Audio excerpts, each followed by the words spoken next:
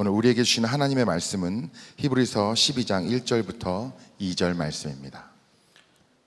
이러므로 우리에게 구름같이 둘러싼 허다한 증인들이 있으니 모든 무거운 것과 얽매이기 쉬운 죄를 벗어버리고 인내로써 우리 앞에 당한 경주를 하며 믿음의 주여 또 온전하게 하시는 이인 예수를 바라보자. 그는 그 앞에 있는 기쁨을 위하여 십자가를 참으사 부끄러움을 개의치 아니하시더니 하나님 보좌 우편에 앉으셨느니라.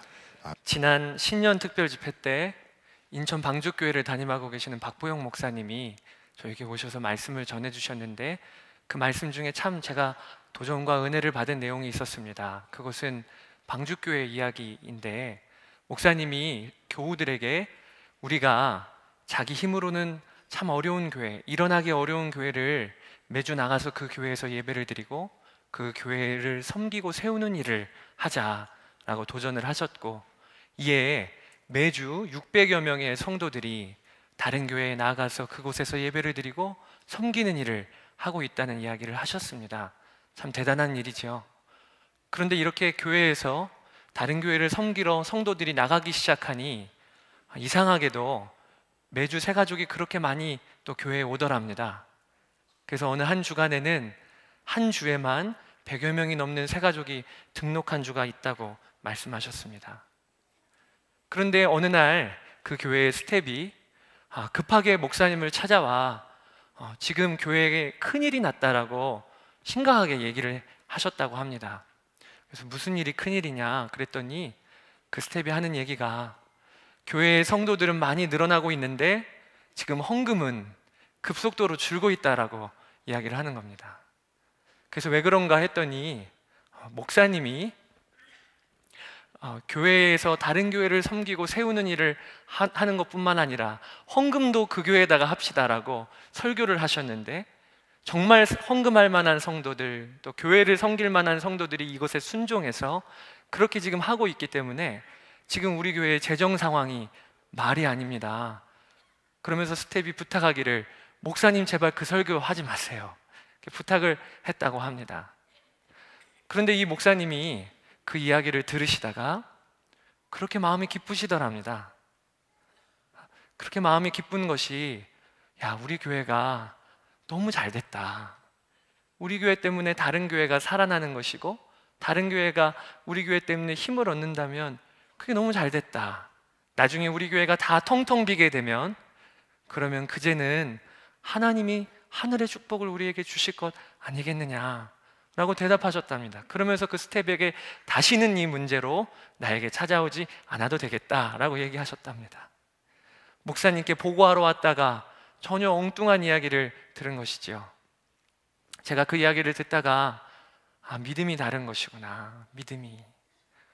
목사님은 교회는 사람으로 돌아가는 것도 아니고 교회는 재정으로 돌아가는 것도 아니고 하나님이 기뻐하시는 일이 무엇인지를 알고, 그리고 여하튼 그 일을 먼저 우선하는 게 교회이지, 그 믿음을 갖고 계셨던 것입니다.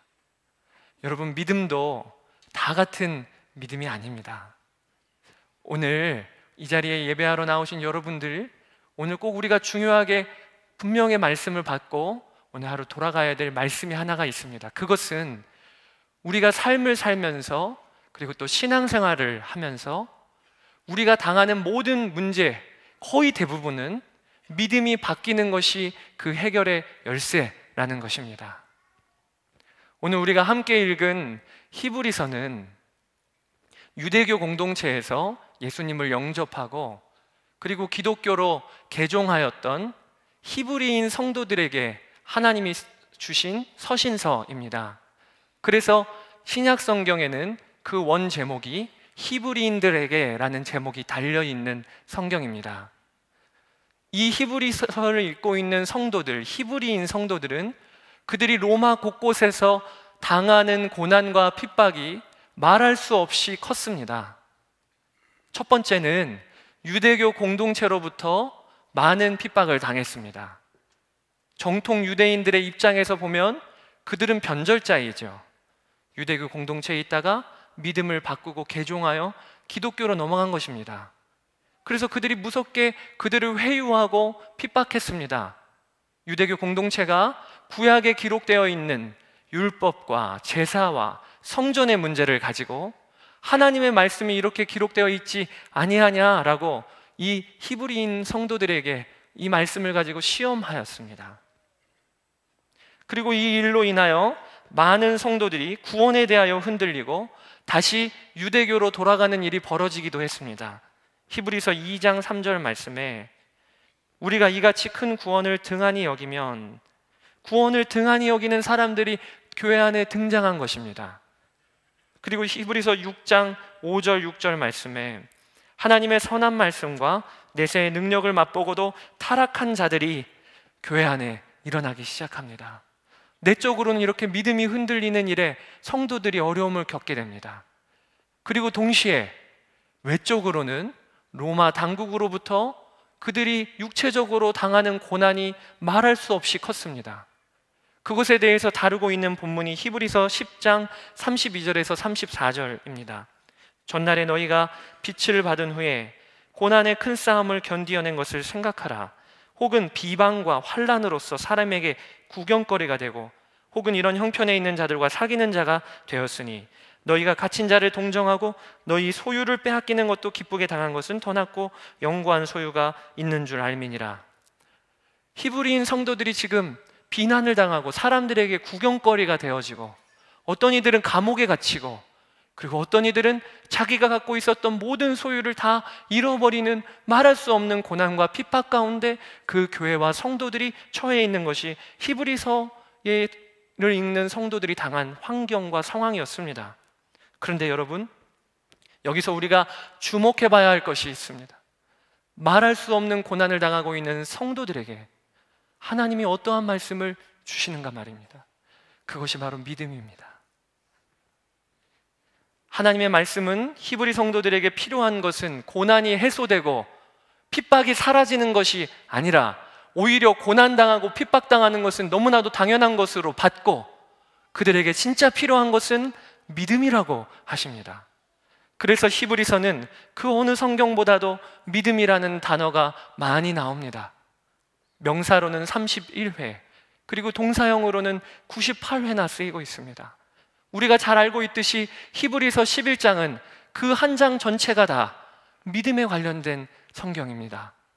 이삭부터 아브라함부터 시작해서 많은 믿음의 선진들이 전체에 걸쳐서 등장하고 있습니다.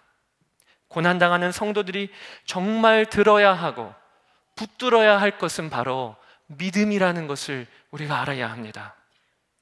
오늘 이 자리에 우리가 다 예배드리러 모였는데 이 자리에 나온 우리 각자가 아마 오늘 본문에 등장하는 히브리 성도들과 같은 고난의 유형은 아닐지라도 풀어야 될 숙제들 그리고 감당해야 될 무거운 짐들이 다 저마다 있으실 겁니다. 겉으로는 표현 안 해도 개인적으로 가정의 문제, 자녀 양육의 문제, 또 어떤 분들은 건강의 문제, 관계로 인하여 어저께 밤도 밤잠을 설치셨던 분이 아마 이 자리에도 계실 것입니다. 우리 이번 한 주간도 우리가 돌아가야 될, 또 우리가 맞닥뜨려야 될 세상의 환경은 우리를 가만 놔두지 않습니다. 믿음을 갖고 살고 하나님의 자녀로 살기 위하여 세상은 그렇게 호락호락하지 않습니다.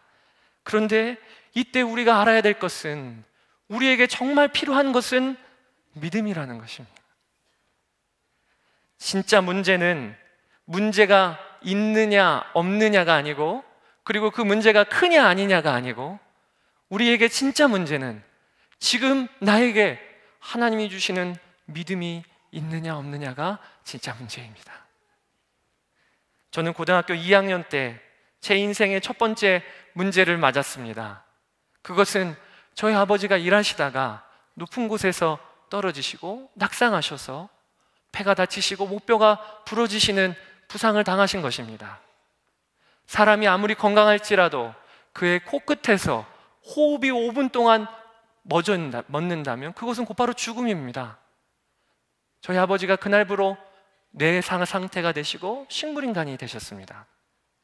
그리고 그렇게 자리에 누워 계시게 되셨고 지금까지 17년 정도 지금도 누워 계시고 있는 상황입니다. 그런데 문제는 이 일로 인해서 제 마음의 믿음이 무너졌었다는 것입니다. 저는 하나님은 좋은 분, 하나님은 선하신 분, 그리고 하나님은 무슨 일이든 옳은 일을 하시는 분이라는 믿음이 저에게는 없었습니다. 왜냐하면 저희 아버지를 보면 믿어지지가 않는 겁니다. 저희 아버지는 신앙생활을 참 신실하게 하셨던 분입니다. 그리고 성실하게 교회와 성도들을 섬기셨던 분이었습니다. 제가 고등학교 때 저희 아버지를 추억해 보면 쉬시는 날이 되면 언제고 말씀을 펴서 읽는 아버지의 모습이 저에게는 아버지의 기억의 가장 대표적인 기억으로 떠오릅니다. 저는 성인 성도가 되면 다 그렇게 성경 읽는 걸로 알았습니다. 근데 제가 막상 성인이 되고 성장을 해보니 그게 어떤 믿음인지를 요즘 들어 새삼 알게 됩니다.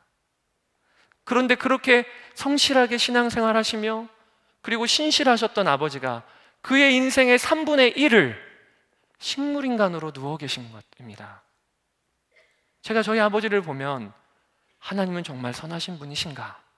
하나님은 정말 옳은 일을 하시는 분인가? 이 믿음이 전혀 없었습니다. 그러니 그런 저에게 진짜 문제는 그런 믿음을 갖고 있었음에도 불구하고 사역을 했다는 것입니다.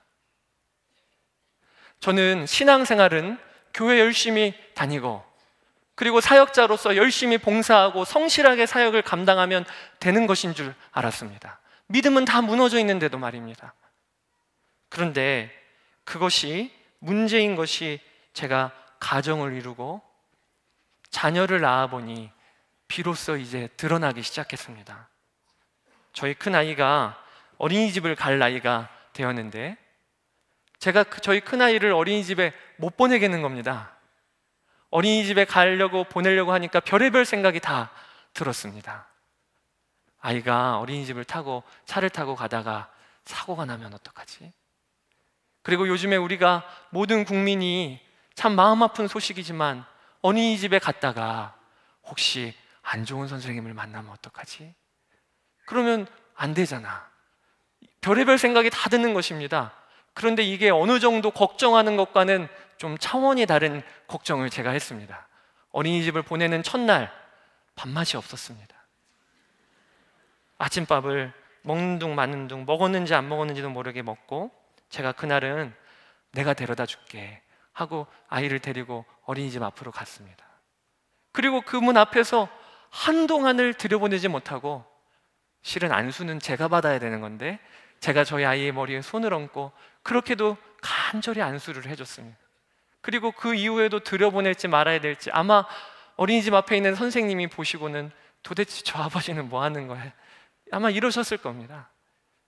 그렇게 별의별 생각, 두려움이 많이 들었습니다. 어린이집에서 어디 견학을 나간다고 하면 보내지 마.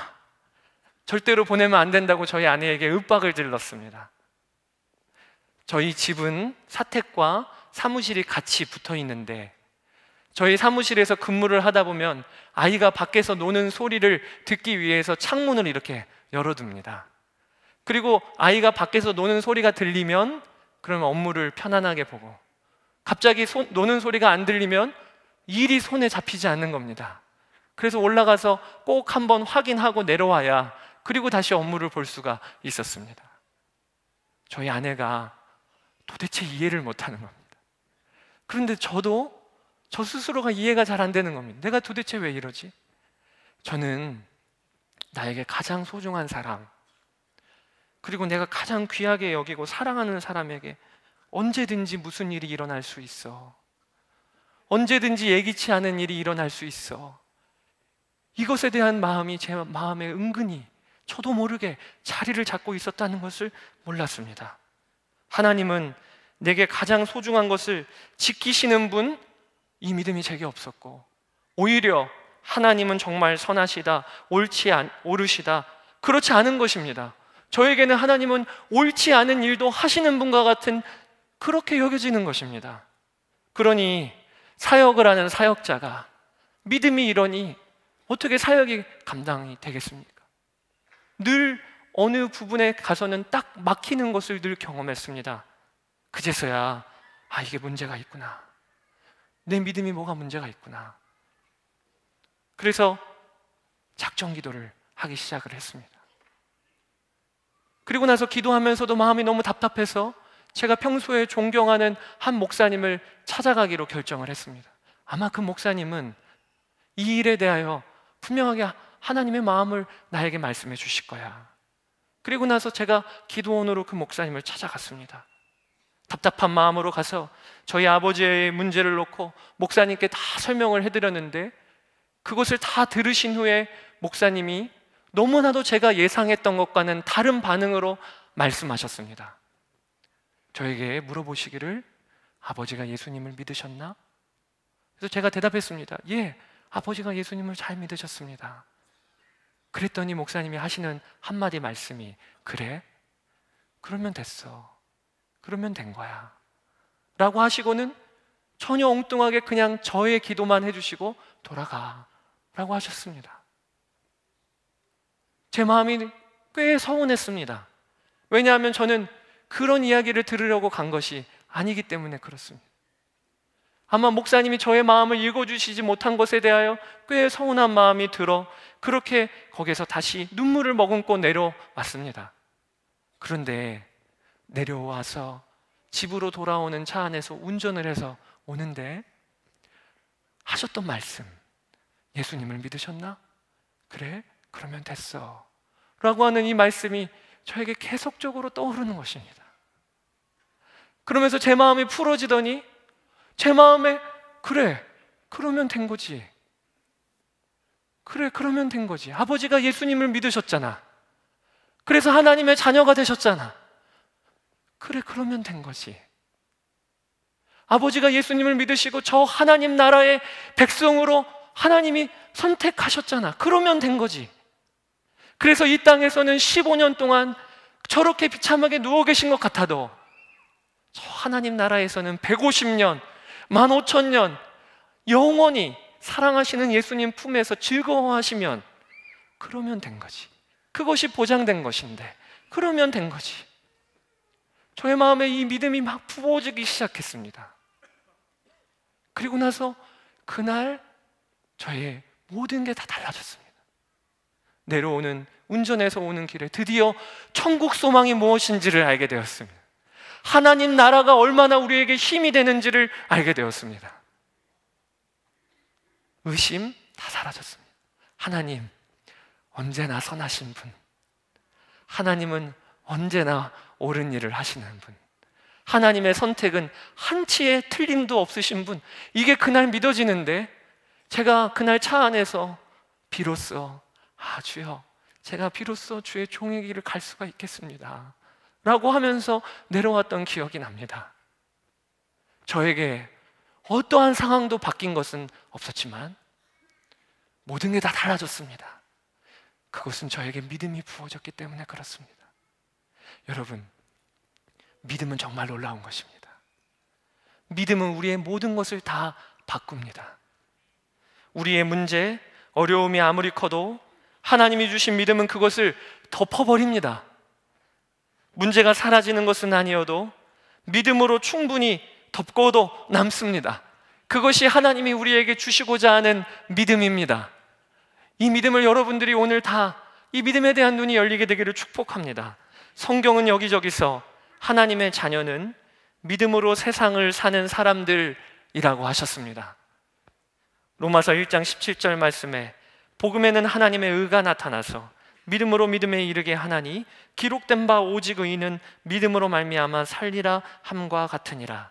고린도후서 5장 7절 말씀에 이는 우리가 믿음으로 행하고 보는 것으로 행하지 아니함이로다 라고 하셨습니다. 하나님의 자녀는 믿음으로 사는 사람들이 하나님의 자녀라는 것입니다. 여러분, 이 말은 세상 사람들은 믿음이 없고 우리 그리스도인들은 믿음이 있다라는 말 아닙니다. 이 말은 우리 그리스도인들은 세상 사람들과 다른 믿음을 갖고 있다는 말입니다. 세상 사람들도 다 믿는 바 있이 살아가고 있습니다. 연말 연초가 되면 믿는 것이 있기 때문에 그렇게 다들 점 보러도 다닙니다. 그리고 손 없는 날이 되면 이삿짐 센터에서 부르는 게 다 값입니다. 무엇인가 믿는 바가 있기 때문에 그렇습니다. 하다못해 TV 광고를 믿고 사니까 TV 광고에 나와 있는 제품을 우리가 사는 것입니다. 세상 사람들도 다 믿음이 있게 살아가고 있습니다. 그런데 우리 그리스도인은 그 믿음의 내용과 그 기준이 다른 사람들이 그리스도인이라는 것입니다. 그리고 오늘 본문 말씀에 우리가 갖고 있는 대표적인 하나님이 부어주시는 믿음은 무엇인가? 그것이 바로 하나님의 나라가 있다는 믿음입니다. 히브리서 12장 1절 말씀에 이러므로 우리에게 구름같이 둘러싼 허다한 증인들이 있으니 우리에게는 저 하나님의 나라가 있습니다. 그리고 그 나라에는 믿음의 증인들이 구름같이 다 우리를 보고 있고 응원하고 있습니다. 히브리서 11장에 열거되고 있는 에녹, 노아, 아브라함, 이삭, 야곱, 다윗이 그리고 그 외에 믿음의 선진들이 우리를 응원하고 있고 지켜보고 있는 하나님의 나라가 있습니다. 그리고 가까이는 그렇게도 우리에게 믿음을 물려주셨던 우리의 할아버지, 우리의 할머니, 나의 어머니, 그리고 지금은 작고 하셨지만 나의 멘토가 되셨던 선생님, 그분들이 계신 하나님의 나라가 있습니다. 그분들이 지금도 나를 지켜보고 있고 응원하고 있는 그 나라가 있다는 것입니다. 그리고 2절 말씀에 그는 그 앞에 있는 십자가를 참으사 부끄러움을 개의치 아니하시더니 하나님 보좌 우편에 앉으셨느니라. 우리 예수님이 하나님 보좌에 지금 앉아 계셔서 우리 예수님이 다시 오실 예수님이 앉아 계신 그 보좌가 있는 하나님의 나라가 있다는 것입니다. 이것이 우리가 갖고 있는 믿음입니다. 이것이 세상과 다른 우리가 갖고 있는 믿음입니다. 세상이 전부가 아니고 이 세상이 우리에게는 전부가 아니고 저 하나님의 나라가 우리에게는 있는 것입니다. 그리고 하나님은 오늘 이 믿음을 우리 모두에게 보여주시고 눈 열어주시기를 원하십니다. 제가 젊은이 교회에 대학부를 담당하고 있습니다. 지난 주일에 저희 젊은이 교회 예배 때 한 자매가 인턴 선교사로 파송을 받아 나갔습니다. 그 자매는 몇 년에 걸쳐 선교사로 사역하기 위한 훈련을 받아왔고 이제는 선교단체에 편입되기 위해 본격적인 과정을 밟기 위해 지난 화요일에 출국했습니다. 누가 봐도 귀한 자매입니다. 장래가 촉망받는 자매입니다. 지혜로운 자매입니다. 그런데 한국에서의 안정된 삶 다 내려놓고 그리고 불안정하고 누구와도 관계가 없는 낯선 땅으로 그 자매가 선택하여 그 길로 나갔습니다. 그 자매가 예배 때 간증을 할 때 그 자리에 모였던 수많은 청년들과 저도 큰 도전과 은혜를 받았습니다. 그런데 그 파송 예배가 있은 후에 저의 눈길을 사로잡았던 하나의 장면이 있습니다. 그것은 저기 앉아 계셨던 어느 한 무리가 예배가 끝나고 이 앞쪽으로 나오시는 겁니다. 그리고 나서는 그 간증했던 자매를 반갑게 맞이하는 것입니다. 그리고 그 한 무리가 이 십자가를 배경으로 기념사진을 촬영했습니다. 그 자매의 아버지 그리고 그 자매의 모든 가족들이었습니다. 사랑하는 딸을 저 멀리 선교지로 보내는 아버지와 가족들의 표정은 무겁거나 비장한 분위기 아니었습니다. 오히려 누가 보면 마치 양육수료식을 하는 그런 사람들 같이 이 앞자리에 나와서 사진을 찍고 격려해주고 축복해주고 그리고 내내 조용하지만 평안 가운데 기쁨으로 같이 모여서 있다가 가는 것을 제가 보았습니다. 제가 그것을 보면서 저 가정에는 하나님의 나라가 이미 임하였구나 하는 것을 알게 되었습니다. 세상 사람들 보기에는 미련한 길이지만 오히려 그 길을 선택하고 묵묵히 그 좁은 길을 가는 딸의 마음에도 하나님의 나라가 임했고 사랑하는 딸을 저 멀리 이국 땅으로 보내면서 이제는 아버지로서 더 이상 챙겨줄 수는 없지만 그리고 안전을 보장할 수 없는 그 땅이지만 그럼에도 불구하고 그 딸을 보며 기쁨으로 환송해주고 축복해주고 격려해주는 그 아빠의 마음에도 하나님의 나라가 임했다는 것을 제가 알게 되었습니다. 벨스헤브너 목사님이 성도는 천국에 이르고자 애쓰는 세상 시민이 아니라 세상을 통과하고 있는 천국 시민이다 라고 말씀하셨습니다. 우리가 이 말을 들으면 아마 이 자리에 계신 분 어떤 분 중에는 맞아, 내가 저 성도야. 나는 이미 하나님 나라 시민이고 이 땅은 지금 통과하고 있는 중이야. 맞아, 저게 나야 라고 하는 마음이 있는 분이 계실 것입니다. 그래서 돈 씀씀이가 다릅니다. 어디에다가 써야 될지를 압니다. 어디에다가 심어야 될지를 압니다. 고난당하는 게 전혀 문제가 되지 않습니다. 오히려 기쁨입니다. 오히려 영광입니다. 그리고 어떤 길이 더 귀한 길이고 선택해야 될 길인지를 다른 사람과는 전혀 다른 눈으로 바라보고 있습니다. 만약에 여러분들 중에 그런 분이 계시다면 이미 하나님이 여러분들에게 놀라운 믿음을 주신 것입니다. 하나님은 우리에게 이 믿음의 놀라운 은혜를 우리에게 부어주시기를 원합니다. 그리고 우리가 이 일에 대하여 눈이 열리게 되기를 원하십니다. 왜냐하면 하나님 나라가 있다는 것을 믿을 때 비로소 이 세상에서 우리가 짊어지고 있는 무거운 짐과 얽매이기 쉬운 죄를 벗어버릴 수 있기 때문에 그렇습니다. 히브리서 12장 1절 말씀, 이러므로 우리에게 구름같이 둘러싼 허다한 증인들이 있으니 모든 무거운 것과 얽매이기 쉬운 죄를 벗어버리고 인내로서 우리 앞에 당한 경주를 한다라고 우리에게 말씀해주고 계십니다. 지난 1월 3일에 이제 20살이 되어서 우리 젊은이교로 올라오는 새내기 아이들과 함께 환영 예배를 드린 적이 있었습니다. 저는 젊은이교회 담당 목사로서 연초에 저에게 맡겨진 중요한 사역 중에 하나는 고등학교를 졸업하고 이제 대학을 올라오는 이 아이들이 학교에서나 교회에서나 잘 적응할 수 있도록 안내하는 길, 이것이 저에게 중요한 사명 중에 하나입니다. 그래서 지난 1월 3일에 그들을 환영하며 예배로 모였습니다.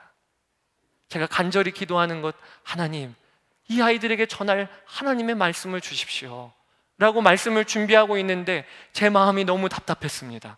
왜냐하면 이제 갓 대학교에 올라오는 이 아이들이 겪어야 될 환경은 너무 만만치가 않은 것입니다. 그들이 가야 될 학교, 만나야 될 사람들, 술문화, 타락한 성문화, 학교에서 끝도 없는 무한 경쟁, 직장을 구하기 위하여 끝이 보이지 않는 스펙을 쌓아야 되는 일, 부모 세대와는 단절된 대화 한마디 나누지 않는 이러한 상황에서 우리 이 아이들이 어떻게 믿는 자로 살아갈 수 있는 것입니까? 제 마음이 너무 답답했습니다. 정말 여러 가지 생각이 들었습니다. 그래서 각 항목별로 청년 오리엔테이션을 한번 해야 되겠다. 그래서 조목조목 다 짚어줘야 되겠다라고 준비를 하고 있는데 하나님이 저의 마음에 그렇지 않다라고 말씀하셨습니다. 오직 한 가지를 짚어주어라라고 말씀하셨습니다. 그것은 바로 하나님의 나라가 있다는 것을 알려주라라고 말씀하셨습니다. 하나님의 나라가 있다. 믿음의 증인들이 기다리고 응원하고 있는 그 하나님의 나라가 있다. 이것을 짚어주어라. 이 눈이 열려야 비로소 믿음의 경주를 쌓을 수 있다고 하나님이 말씀해 주셨습니다. 사랑하는 여러분, 우리 자녀들에게 정말 가르쳐야 할 것이 있다면 그것은 바로 하나님의 나라가 있다는 믿음입니다.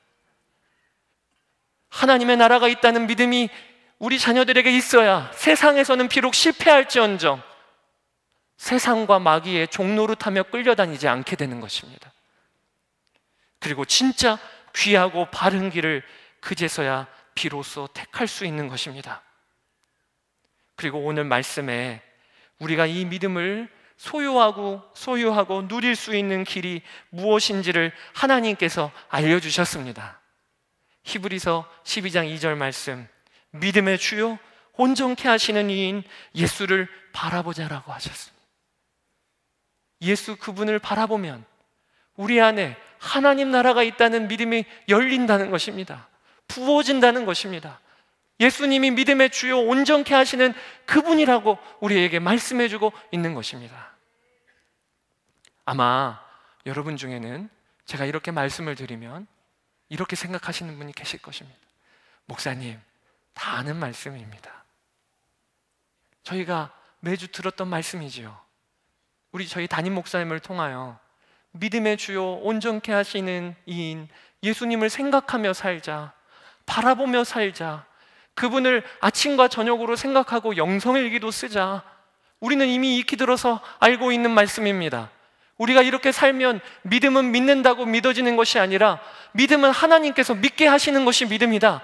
이것도 우리가 익히 들어서 알고 있는 말씀입니다. 아마 그렇게 생각하시는 분이 계실 것입니다. 그런 분들에게 제가 여쭤보고 싶습니다. 여러분들은 아시긴 아시되 그것을 정말 누리고 계십니까? 그것을 정말 여러분들은 소유하셨습니까? 만약에 우리가 누리지 못하고 있다면, 소유하지 못하고 있다면, 그러면 우리가 알고 있는 그 아는 것은 오히려 우리에게는 비극이 될 것입니다. 저희 어머니가 제가 월요일 날 같은 날 되면 매번 이렇게 찾아뵙곤 합니다. 저희 아버지를 뵙기 위한 것이죠. 그러면 저희 어머니가 저에게 늘 하시는 말씀이 있으십니다. 최 목사, 내가 설교를 들어봤어. 그러십니다. 그러면 제가 어떠셨어요? 이렇게 여쭤봅니다. 그러면 은혜는 받았어. 이렇게 대답하십니다. 그런데 항상 은혜는 받았어. 이렇게 말씀. 는이 항상 불안하지요. 그 뒤에 무엇인가 하실 말씀이 있으신 것 아니겠습니까? 그러면서 저에게 은혜는 받았는데 딱 한 가지를 고쳤으면 좋겠다라고 말씀하시는 겁니다. 그게 뭔가 했더니 유기성 목사님 좀 따라하지 말라고 말씀하십니다. 아니, 내가 들어보니 동작도 비슷하고 말투도 비슷하고 심지어는 내용도 비슷하니 아니 자기 색깔을 좀 가져야지 왜 이렇게 따라하는 거니? 저에게 말씀하십니다. 여러분들이 보시기에는 제가 어떻게 보이시는지 모르겠지만 저희 어머니가 저를 보시기에는 다른 사람같이 보이시나 봅니다. 제가 한 번은 언젠가 설교 크리틱을 봤는데 어느 한 분이 저에게 목사님의 설교는 담임 목사님이 이중대 같습니다. 누가 그런 피드백을 해주셨습니다. 그 쓴뿌리가 아직도 저에겐 남아있는 것 같습니다. 그래서 어머니가 그런 말씀을 하시면 제가 욱 하면서 대답합니다. 어머니 다 같다니요. 예화는 달라요, 예화는. 제가 그렇게 대답하곤 합니다. 여러분, 저는 따라하고 그래서 닮았다는 말을 들으면 한편으로는 기분이 썩 나쁘진 않습니다. 그것이 좋은 일이지요. 그런데 솔직히 말하면 어떻게 하면 다르게 하는 것인지 잘 모르겠습니다. 제가 지난 2년여 동안 영성일기 사역을 담당하고 그렇게 섬겨왔습니다. 그래서 아침에 출근해서 저녁에 퇴근할 때까지 늘 보던 분이 담임 목사님이었습니다. 늘 보고 듣고 대화 나누고 했던 분이 담임 목사님이었습니다. 심지어는 집회를 나가실 때면 그 집회 나가시는 그 집회 설교 동영상을 다 다운받아 보고 안 계실 때면 이전 설교문들을 다 읽어보고 아침에 큐티를 하고 하루를 시작할 때는 꼭 담임 목사님의 페이스북 칼럼을 읽으면서 시작을 했습니다. 그리고 밤에 잠자리에 들 때에는 함께 쓰는 목사님들의 영성일기를 읽고 잠자리에 드는데 그 중에는 저희 목사님도 담임 목사님도 계시죠. 그러니 항상 그 영성일기를 읽으며 하루를 또 마무리했습니다. 그래야 저도 목사님의 발에 맞추어 영성일기 사역을 감당할 수가 있는 것이죠. 그런데 그렇게 2년 동안 했더니 이제는 무슨 말을 하려고 하면 자연스럽게 목사님이 이런 말씀을 하셨지가 떠오릅니다. 그때 목사님의 표정이 이러셨지, 동작이 이러셨지. 그래서 자연스럽게 그게 나오게 됩니다.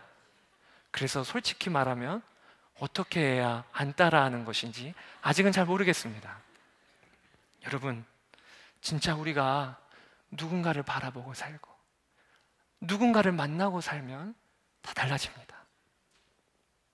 말하는 것, 표정, 행동, 언어 다 달라집니다. 그러니 예수님을 바라보며 살자. 예수님을 생각하며 살자. 여러분, 이것은 어떤 결과를 가져오게 될까요? 정말 놀라운 일입니다. 믿음은 예수님이 바꾸시는 것입니다. 히브리서 12장 2절 말씀에 믿음의 주요 온전케 하시는 이가 예수님이라고 하셨습니다. 그리고 그분이 우리 마음에 오셨습니다. 그러니 여러분, 우리는 믿음 그 자체이신 예수님을 마음에 받고 살고 있는 자들입니다. 하나님의 믿음의 선물이 이미 우리 안에 오신 것입니다. 그러니 이제 우리가 그 선물을 받아 누려야지요. 그 선물을 받아 우리의 삶 가운데 누려야지요. 그것이 바로 예수님을 생각하고 예수님을 바라보며 오늘 살라고 하나님이 우리에게 도전하고 계신 것입니다. 그러면 하나님 나라가 있다는 믿음은 하나님이 부어주시겠다는 것입니다. 마태, 마가, 누가복음에 다 등장하는 예수님의 비유 중에 4가지 밭에 떨어진 씨앗 비유가 있습니다. 아마 이 자리에 계신 모든 성도님들은 이 비유에 대해서 잘 알고 계실 것입니다. 어느 날 농부가 밭에 나가서 씨앗을 뿌렸는데 어느 씨앗은 길가에 떨어지고 어느 씨앗은 돌짝밭에 떨어지고 어느 씨앗은 가시떨기밭에 떨어지고 어느 씨앗은 옥토밭에 떨어진 그 이야기 말입니다. 우리가 이 이야기에 대해서 이미 다 알고 있습니다. 씨앗은 하나님의 말씀이요, 그리고 그 밭은 우리의 마음이라. 그래서 우리가 이 비유를 들을 때면 아, 그래, 내가 옥토밭이 되어야지. 오늘도 말씀을 들을 때 내 마음이 옥토밭이 되어야지. 그래서 그 말씀이 심기 오고 뿌리를 박아내리고 그리고 이번 한 주간도 열매를 맺는 삶으로 나가야지. 우리는 다 그렇게 생각을 합니다. 그런데 여러분, 이 말씀에서 우리가 봐야 할 중요한 것이 한 가지가 있습니다. 그것은 처음부터 옥토밭이 있었을까요? 밭 중에 처음부터 옥토밭이 있었을까요?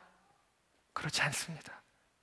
자연적으로는 모든 밭은 다 길가입니다. 모든 밭은 가시떨기로 다 덮여 있습니다. 모든 밭은 돌들이 빼곡히 차 있습니다. 그런데 농부는 그곳에 나가서 길가를 다 갈아엎는 것입니다. 그리고 가시떨기를 다 해치우고 돌짝밭에 돌을 다 골라내고, 농부는 그것이 농부이지요. 그리고 그 후에 씨를 뿌리는 것 아니겠습니까? 그러니 여러분, 이 4가지 밭에 떨어진 씨 뿌리는 것의 비유의 핵심 중에 핵심은 씨 뿌리는 자가 있다는 것입니다. 그리고 그 씨 뿌리는 자가 돌짝밭도 다 갈아엎고 가시떨기밭과 길가도 다 갈아엎는 그분이라는 것입니다. 여러분, 믿음에 있어서도 마찬가지입니다. 우리 중에 처음부터 옥토밭과 같은 믿음을 갖고 있는 사람이 이 자리에 누가 있겠습니까? 아마 지금도 어떤 분은 길가와 같은 믿음을 갖고 계신 분이 계실 겁니다. 말씀이 들려도 금세 그 말씀이 떨어지자마자 사라지는 분이 아마 이 자리에 계실 것입니다. 또 어떤 분은 지금 당장은 은혜 받는다고 하지만 저 문 밖으로 나가면 당장 내 삶의 현실에 무거움, 문제, 여러 가지로 두려움, 그로 인하여 금세 믿음이 사라지는 분들도 계실 것입니다. 그런데 아마 이 자리에 어떤 분들은 옥토 같은 믿음으로 하나님의 아름다운 열매를 맺고 계신 분도 계실 것입니다. 그런데 여러분, 처음부터 그런 분이 이 자리에 누구가 있겠습니까? 오늘 말씀에 믿음의 주요, 온전케 하시는 분이 있다는 것입니다. 그리고 그분이 우리에게 그 믿음으로 인도해 주시겠다는 것입니다. 오늘 우리는 모두가 다 예배의 자리에 나왔습니다. 예배의 자리에 나오는 이 일은 예배를 드릴 만한 믿음이 있기 때문에 이 자리에 나온 것입니다. 우리에게 겨자씨 같지만 예배를 드릴 만한 믿음이 있기 때문에 오늘 이 자리에 나온 것입니다. 그렇다면 우리는 이미 믿음의 선물을 받아 누리고 있는 자들이라는 것을 아셔야 합니다. 우리 안에 이미 믿음의 선물인 겨자씨 같은 믿음일지라도 믿음의 선물이 우리 안에 이미 있다는 것을 알아야 합니다. 그리고 이제부터 우리가 해야 될 일은 믿음의 주요, 온전케 하시는 이인 그 예수님께 정말 내 믿음을 올려드리는 것입니다. 그분을 바라보며 사는 것입니다. 그리고 그것을 누리는 것입니다. 저는 영성일기를 4년째 작성하고 있습니다. 그것이 이제는 매일의 일과가 되었습니다. 지금까지 엉터리로 쓴 것이 대부분입니다. 한때는 같이 쓰는 사람들 의식해서 썼고, 한때는 자존심 세우려고 썼고, 한때는 과장돼 있었고 거짓 섞어가며 쓰기도 했습니다. 그래도 꾸준히 썼습니다. 삶에서 무너져도 다시 예수님 바라보자, 다시 예수님 바라보자 이러면서 썼고, 다시 일어나기를 4년여 한 것입니다. 그런데 요즘은 저 스스로 놀랄 때가 많습니다. 제가 젊은이 교회에서 청년들과 만나다 보니 어떨 때는 매우 늦은 시간까지 만나고 섬기고 해야 될 일이 꽤 많이 있습니다. 그래서 집에서 나올 때는 사랑하는 두 딸들에게 하는 인사가 먼저 자 이러고 나옵니다. 아빠 기다리지 말고 먼저 자 이러고 나올 때가 많습니다.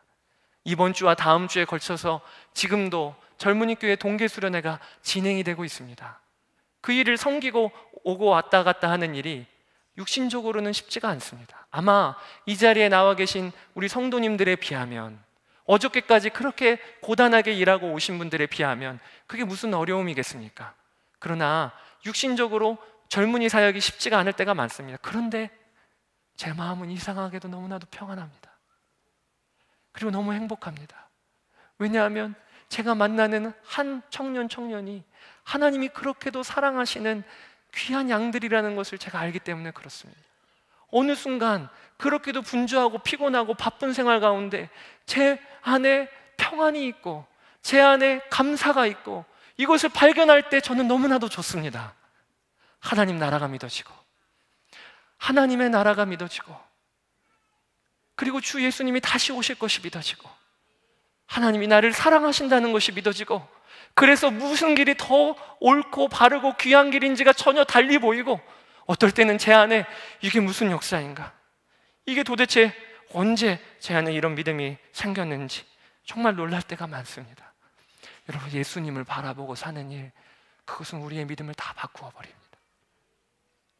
믿음의 주도권은 우리에게 있지 아니하고 하나님에게 있습니다.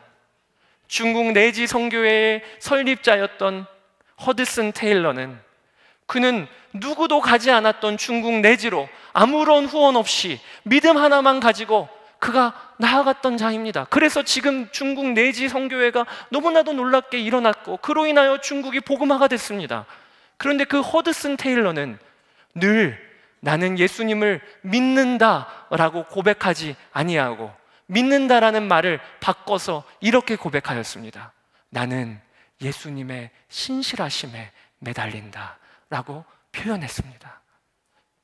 예수님이 신실하신 분이시기 때문에 우리가 믿는 믿음도 믿음이 되는 것이지요. 만약에 예수님이 신실하시기를 한 번이라도 그치셨다면 우리가 믿는 믿음은 무슨 소용이 있겠습니까?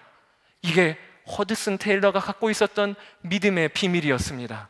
그는 살아계신 예수님을 바라보며 믿는 자였습니다. 여러분, 우리도 또 꼭 이와 같습니다. 믿음의 선물인 예수 그리스도를 이번 한 주간도 생각하고 바라보며 사는 것입니다. 받아 누리는 것입니다. 사랑하는 여러분, 그러면 하나님의 나라가 있다, 이 믿음은 하나님이 부어주시는 것입니다. 그리고 비로소 우리가 믿음의 경주를 우리의 삶의 현장에서 달려나갈 수가 있는 것입니다.